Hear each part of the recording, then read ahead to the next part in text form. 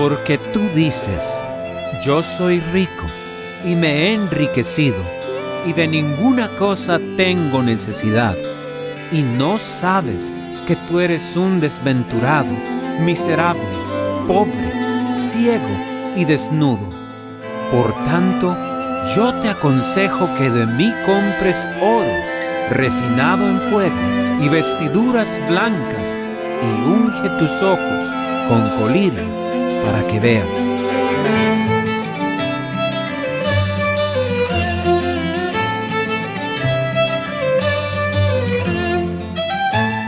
Colirio para mi pueblo.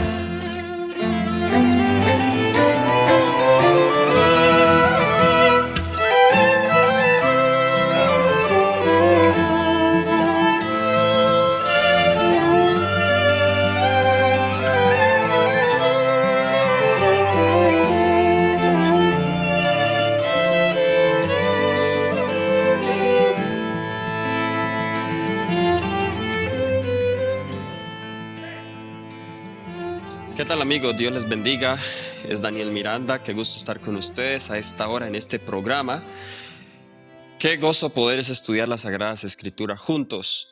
Y queremos aprovechar a esta hora este espacio para hablar de un tema muy importante a la luz de la profecía bíblica y de la situación actual que estamos viviendo, y es el tema de la abominación desoladora.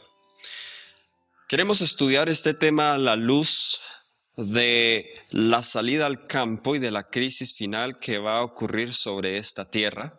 Pero antes de que hagamos eso y abramos la palabra de Dios, quiero invitarlos a que me acompañen a tener una palabra de oración. Oremos. Querido Padre Celestial, que moras y reinas en las alturas de los cielos, te damos muchas gracias, Señor, por la oportunidad de estudiar tu palabra. Pedimos que el mismo Espíritu que la inspiró pueda también mover nuestros corazones y nos ayudes a comprenderla y a tomar decisiones para estos días. En el nombre de Jesús. Amén. Amén. Jesús, en el capítulo 24 de Mateo, habló de las señales que precederían su pronta venida, su segunda venida.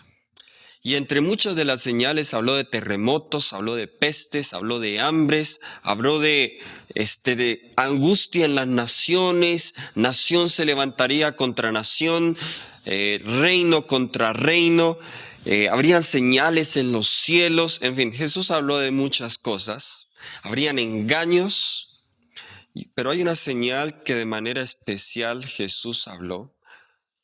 Y esa la encontramos en Mateo capítulo 24, versículo 15.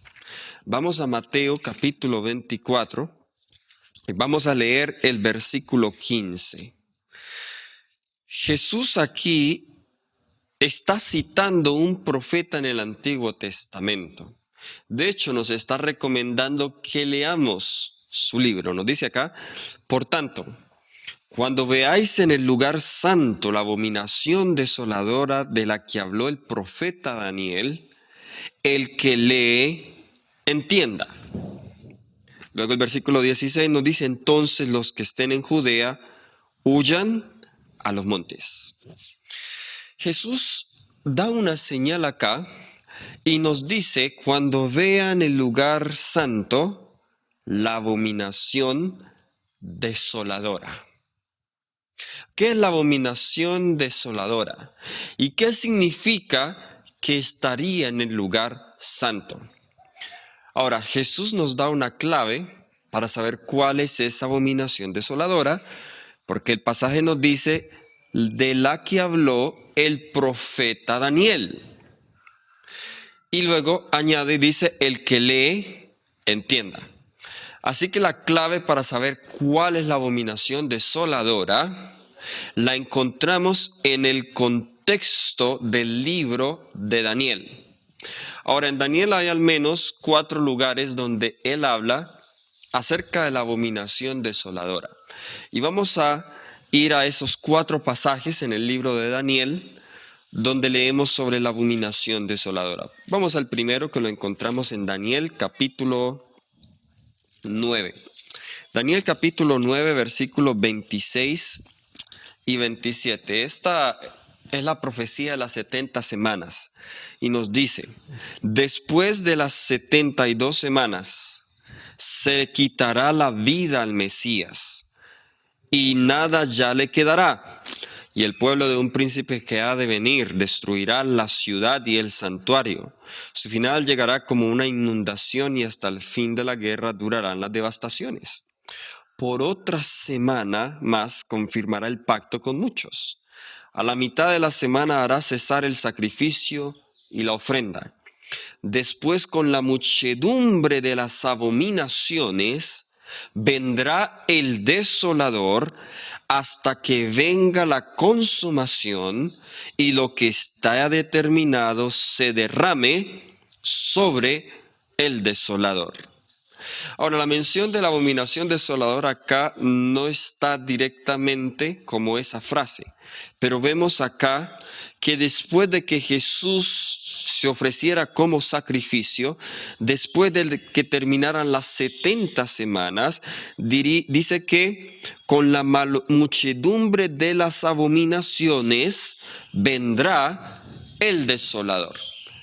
Vemos aquí que Daniel predice que después del cumplimiento de las 70 semanas vendría el desolador con muchas abominaciones. Y esto es en el contexto de la destrucción de la ciudad y el santuario. Vamos al otro pasaje, a este vamos a regresar más adelante. Daniel 8, versículos 11 y 12. Daniel capítulo 8, versículos 11 y 12 dice, hablando del cuerno pequeño, aún se engrandeció frente al príncipe de los ejércitos, y por él fue quitado el continuo, y en lugar de su santuario fue echado por tierra. A causa de la prevaricación le fue entregado el ejército junto con el sacrificio continuo, echó por tierra la verdad e hizo cuanto quiso. De nuevo aquí vemos que el continuo es quitado para que se coloque acá la prevaricación asoladora, que es lo mismo de la abominación desoladora. Vamos al tercer pasaje, que es Daniel 11:31. Daniel capítulo 11, versículo 31. Nos dice, se levantarán sus tropas, que profanarán el santuario y la fortaleza, quitarán el sacrificio continuo y pondrán la abominación desoladora. Ese es el tercer pasaje. El cuarto es que encontramos acá el capítulo 12, versículo 1. Ahora, la mención de aquí no es tan directa, pero nos dice, en aquel tiempo se levantará Miguel, el gran príncipe que está de parte de los hijos de tu pueblo. Y será tiempo de angustia cual nunca fue desde que hubo hasta entonces gente, pero en aquel tiempo tu pueblo será libertado, todos los que se hallen inscritos en el libro. Ahora, versículo 11 dice, desde el tiempo en que sea quitado el sacrificio continuo hasta la abominación desoladora, habrá 1290 días.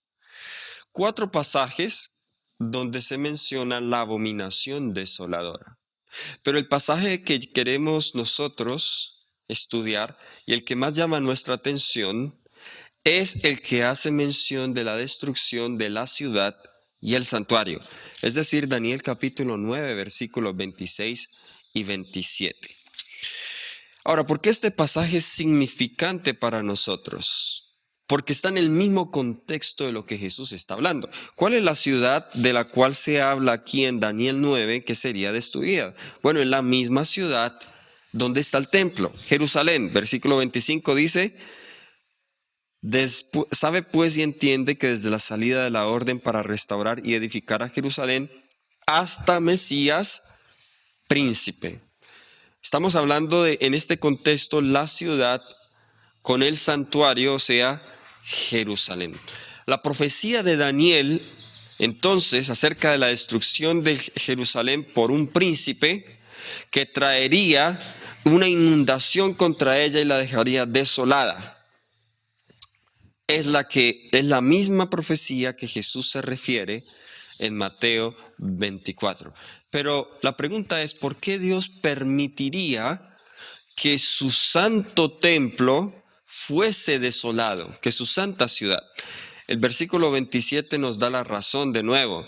Dice, por la muchedumbre o con la muchedumbre de las abominaciones vendrá el desolador. Así que por la muchedumbre de las abominaciones vendría el desolador.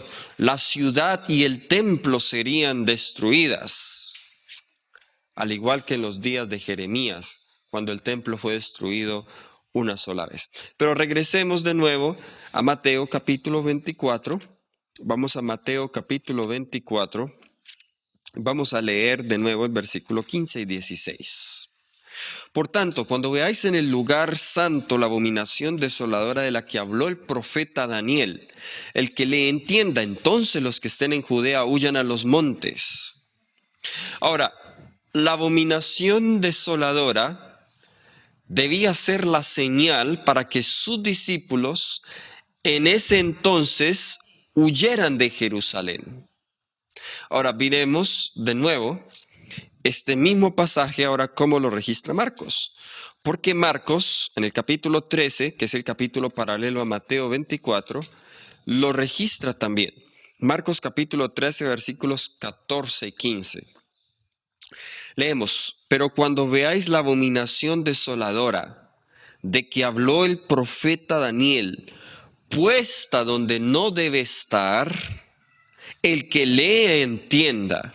Entonces los que estén en Judea huyan a los montes. Este pasaje esencialmente está diciendo lo mismo de Mateo. Solamente vemos una pequeña diferencia y dice que esta abominación está donde no debe estar. Y de acuerdo a Mateo, ese lugar es el lugar santo, donde no debe estar. La advertencia es la misma. El pasaje es el mismo, pero ahora debemos nosotros identificar cuál es ese lugar donde no debe estar y cuál es el lugar santo. De acuerdo entonces, como hemos visto, no debería estar en el lugar santo. Pero aquí no puede estar refiriéndose al lugar santo del templo, porque cuando nosotros vamos a la historia de la destrucción de Jerusalén, si los discípulos hubiesen esperado hasta que el lugar santo del templo se profanara, ya hubiese sido demasiado tarde para escapar, porque fue en el año 70, cuando Tito llegó con su ejército, destruyeron el templo y fue cuando ellos entraron literalmente al templo, los soldados, y mataron allí a las personas. Entonces la pregunta es, ¿qué lugar santo se refiere Jesús acá? Afortunadamente tenemos el registro de Lucas. Y vayamos a Lucas. Lucas capítulo 21. Es el pasaje paralelo a Mateo 24 y a Marcos 13. Y en Lucas capítulo 21, versículo 20, leemos. Lucas capítulo 21, versículo 20. Pero cuando veáis a Jerusalén rodeada de ejércitos, sabed entonces que su destrucción ha llegado. Ahora, ¿por qué este pasaje decimos que es paralelo? Porque noten el versículo 21. Entonces los que estén en Judea huyan a los montes, y los que estén en medio de ella, váyanse. Y los que estén en los campos, no entren en ella. Noten acá que Jesús, en Lucas, el registro es un poco distinto, porque nos dice Lucas que el lugar santo es el lugar donde los ejércitos de Jerusalén estarían rodeando la ciudad. Sí, Mateo dice cuando esté puesta la abominación desoladora en el lugar santo. Marcos dice cuando esté puesta donde no debe estar. Y Lucas dice cuando veáis a Jerusalén rodeada de ejércitos. Ahora, ¿qué relación hay eso?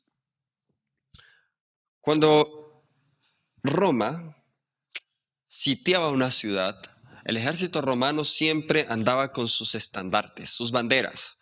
Y ellos colocaban sus estandartes en el lugar donde ellos declaraban que pertenecía ahora a ellos, que ellos iban a conquistar. Y los estandartes de Roma eran estandartes paganos. Tenían la imagen del sol, tenían la imagen del águila. Cada uno de estos símbolos tenía un significado pagano. Eran símbolos abominables.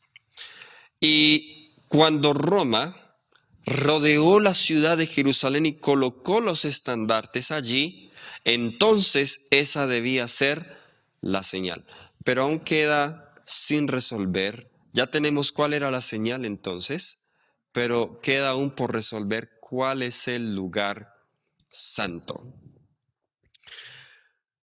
El libro de Números, el capítulo 35, vayamos allá, Números capítulo 35, versículos del 1 al 5, entendemos un poco acerca de cuál era este lugar santo, porque la expresión lugar santo no solamente se refiere al primer apartamento del santuario. Recordemos que el santuario estaba dividido en 3 secciones, el atrio, el lugar santo y el lugar santísimo. Sino que el lugar santo también se refiere a los suburbios, cierta distancia después de los muros de Jerusalén, hacia afuera. Eso también se consideraba el lugar santo. Noten lo que dice Números, capítulo 35. Vamos a leer versículos del 1 al 5. Habló Jehová a Moisés en los campos de Moab, junto al Jordán, frente a Jericó, y le dijo: manda a los hijos de Israel que den a los levitas de la heredad que les pertenece ciudades en que habiten. También daréis a los levitas los ejidos que están alrededor de esas ciudades. Pero los ejidos eran los suburbios, es decir, la distancia, las afueras de la ciudad, cierta distancia que había de los muros hacia afuera.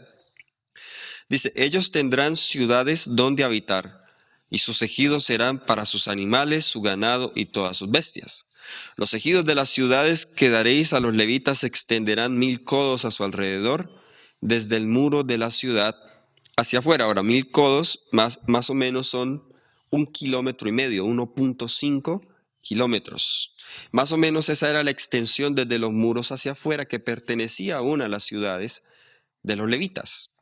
Luego mediréis fuera de la ciudad 2000 codos hacia el lado oriente, 2000 codos hacia el lado sur, 2000 codos hacia el lado norte, y la ciudad quedará en medio de estos. Estos serán los ejidos de las ciudades. Así que estaba rodeada por 2000 codos, o sea, 3 kilómetros en este caso. Muy bien.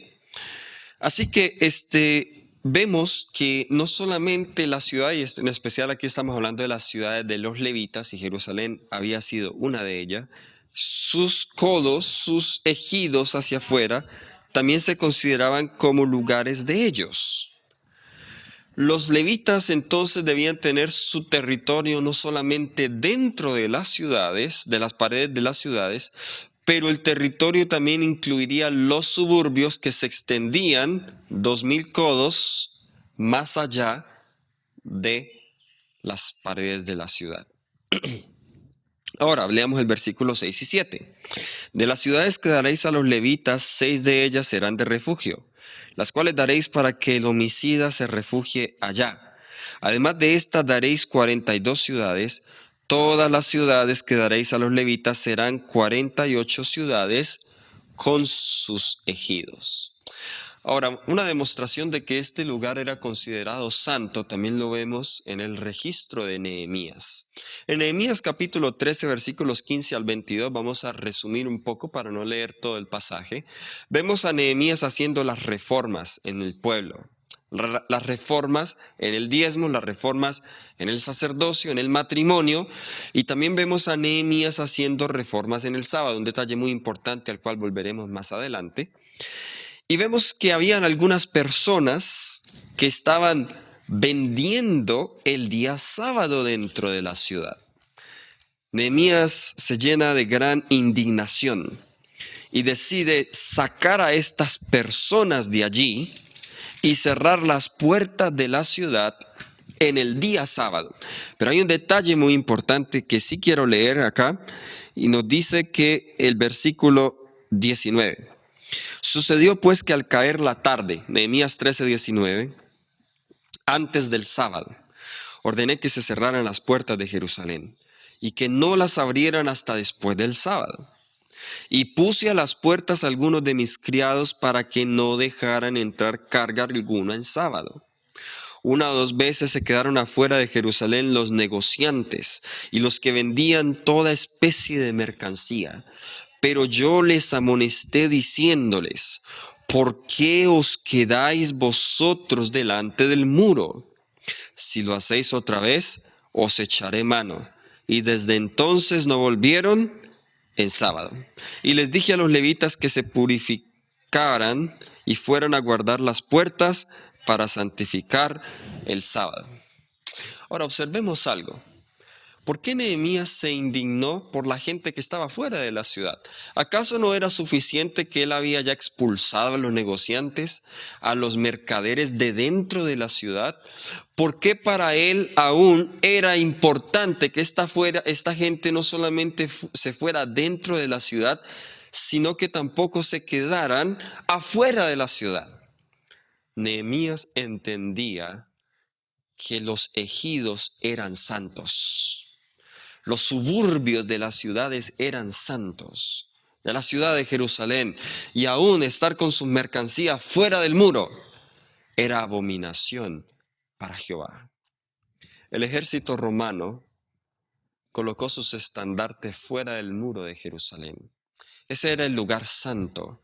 Y los discípulos de Jesús, cuando vieron eso, entendieron que era la señal para huir. Podemos entonces más claramente ahora entender la declaración de Jesús en Mateo 24:15, cuando veáis la abominación desoladora que habló el profeta Daniel puesta en el lugar santo.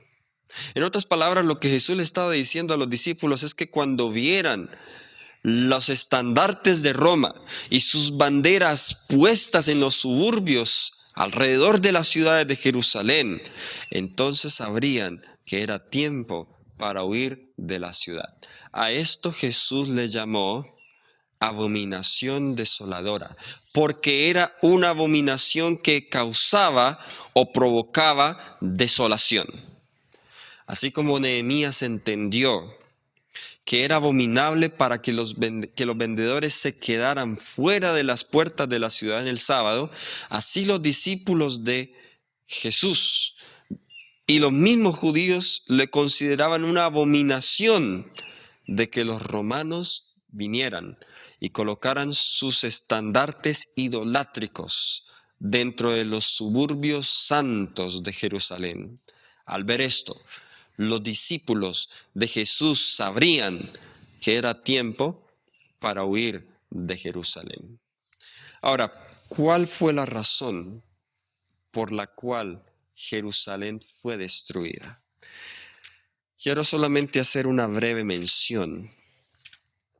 Y en nuestra segunda presentación vamos a mirar la aplicación de esto a nuestros tiempos actuales. Porque también esta profecía que Jesús está hablando aquí en Mateo 24 tiene una doble, o diría yo, una triple aplicación. La primera aplicación se refiere a la destrucción literal de Roma, de Jerusalén literal. Pero también tiene una aplicación al tiempo de la Edad Media, pero tiene un cumplimiento final antes de la venida de Jesús, es decir, para nuestros tiempos hoy. Pero vamos, para tocar nuestro último punto, ¿por qué Jerusalén fue destruida? ¿Qué abominaciones estaba cometiendo el pueblo de Dios que llevaron a su destrucción? Es interesante el paralelo tan exacto que vemos entre esta destrucción y la primera destrucción del templo en tiempos de Jeremías y en tiempos de Ezequiel y Daniel. En Ezequiel capítulo 9, nosotros vemos la destrucción de Jerusalén. Pero antes de que Jerusalén fuese destruida, vemos Ezequiel capítulo 8 nos habla de las abominaciones que estaban cometiendo. En Mateo 23, antes de que Jesús hablara de estas señales, Jesús tiene una discusión muy fuerte con los fariseos. Capítulo 23 de Mateo se conoce como el capítulo de los ayes contra los fariseos. Y quiero concentrarme de manera especial en los últimos ayes. Nos dice acá el versículo 27 en adelante. Ay de vosotros, escribas y fariseos hipócritas, porque sois semejantes a sepulcros blanqueados, porque por fuera la verdad se muestran hermosos, pero por dentro están llenos de huesos, de muertos y de toda inmundicia. Así también vosotros por fuera la verdad os mostráis justos a los hombres, pero por dentro estáis llenos de hipocresía e iniquidad.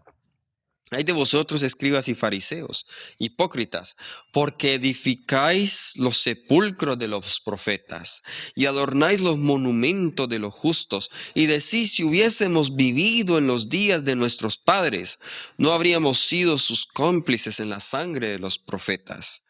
Con esto dais testimonio contra vosotros mismos de que sois hijos de aquellos que mataron a los profetas. Vosotros pues colmad la medida de vuestros padres, serpientes, generación de víboras. ¿Cómo escaparéis de la condenación del infierno? Por tanto yo os envío profetas, sabios, escribas.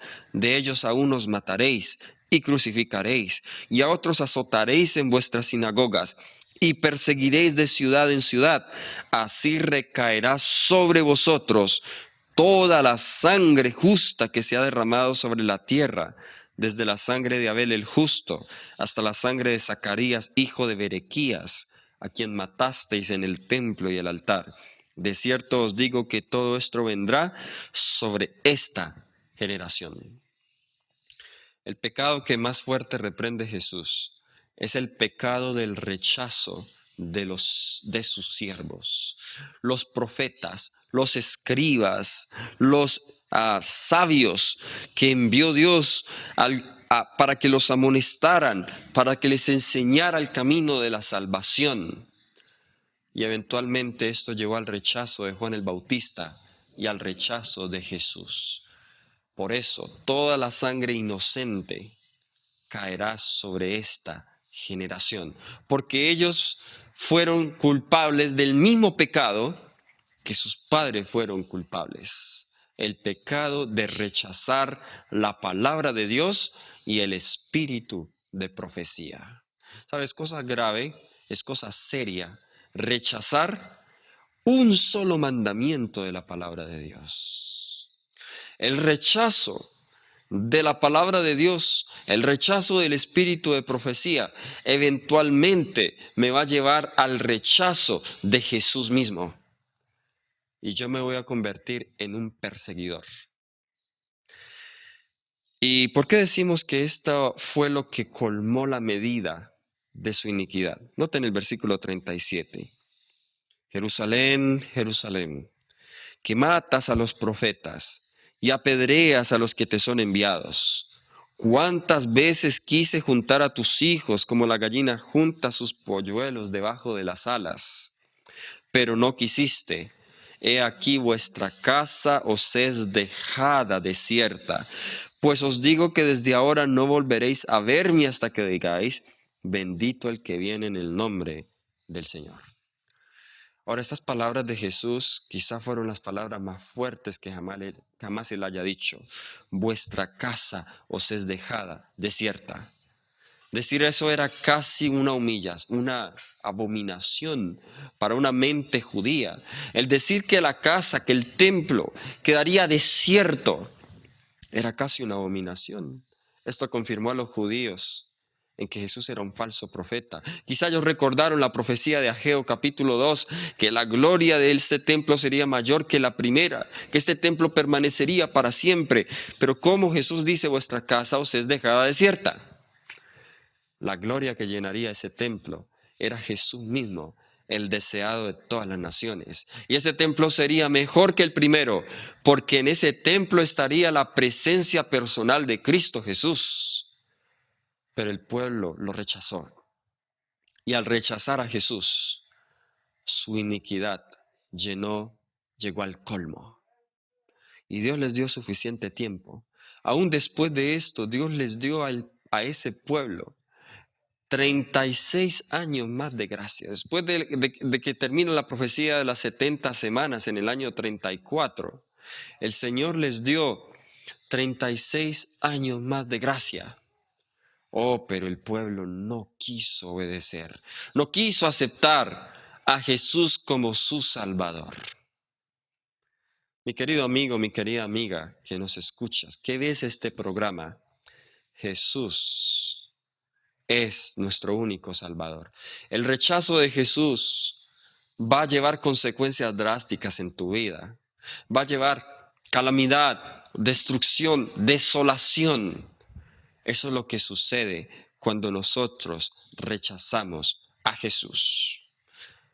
La historia de la destrucción de Jerusalén también tiene una aplicación personal para nosotros hoy.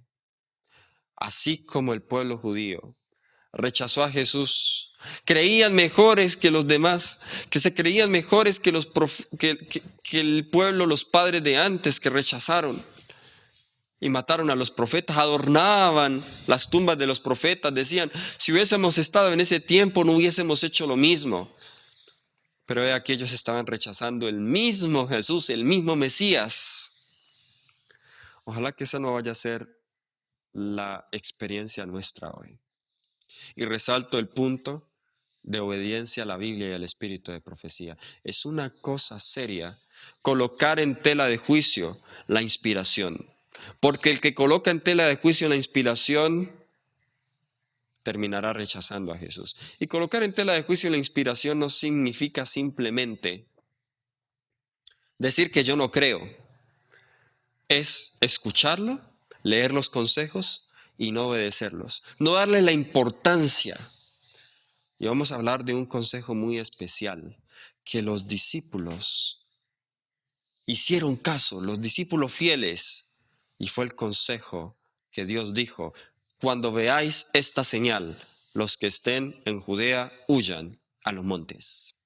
Que el Señor nos ayude a ser fiel a cada palabra que sale de la boca de Dios. Vamos a orar. Querido Padre Celestial, gracias te damos por tus advertencias, porque nos permite, Señor, saber lo que ha de venir de antemano para prepararnos, para que cuando llegue, Señor, creamos que tú lo has dicho. Ayúdanos a no rechazarte en nuestra vida. Ayúdanos, Señor, a no repetir la historia de los judíos que rechazaron a los profetas y a Jesús. Ayúdanos a creer en los profetas para ser prosperados, pero sobre todo creer en Jesús para ser salvos. En el nombre de Cristo Jesús. Amén. Amén.